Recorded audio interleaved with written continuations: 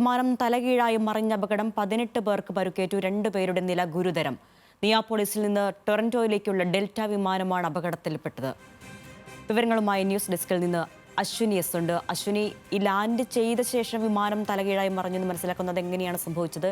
എന്താണ് അപകട കാരണമെന്ന് പുറത്തേക്ക് വിവരം വന്നിട്ടുണ്ടോ? ഒപ്പം അപകടത്തിൽപ്പെട്ടവരുടെ നില അതെങ്ങനെയാണ്?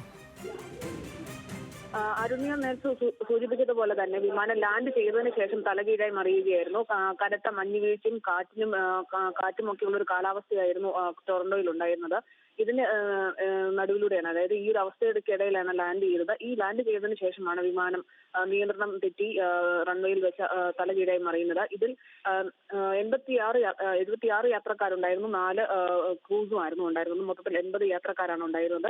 ഇതിൽ 18 പേർക്കാണ് ഇപ്പോൾ പരിക്ക് പറ്റിയിരിക്കുന്നത്. ഇതിൽ 3 പേരുടെ നിലയാണ് ഇപ്പോൾ ഗുരുതരമായി തുടരുന്നത് എന്നാണ് ഇപ്പം വിവരം ലഭിക്കുന്നത്. ഇതിൽ ഒരു ഗുരുതരമായ ആരോഗ്യാവസ്ഥയുള്ളത് ഒരു കുഞ്ഞിനും ഗുരുതരമായി പരിക്കേറ്റിട്ടുണ്ടെന്ന വിവരമാണ് ലഭിക്കുന്നത്.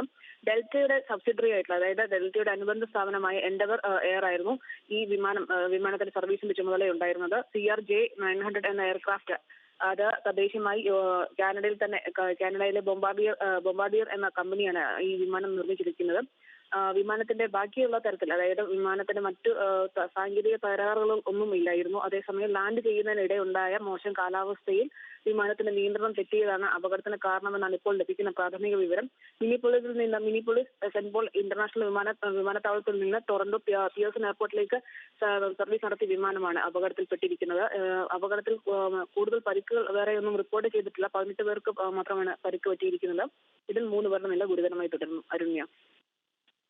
ശരി, അതാണ് മോശം കാലാവസ്ഥ അടക്കമുള്ള കാര്യങ്ങളാണ് ഈ വിമാനം ലാൻഡ് ചെയ്ത ശേഷം തലകീഴായി മറിഞ്ഞുള്ള അപകടത്തിലേക്ക് നയിച്ചതെന്നാണ് പുറത്തുവരുന്ന വിവരങ്ങൾ നൽകുകയായിരുന്നു അശ്വിനി എസ്.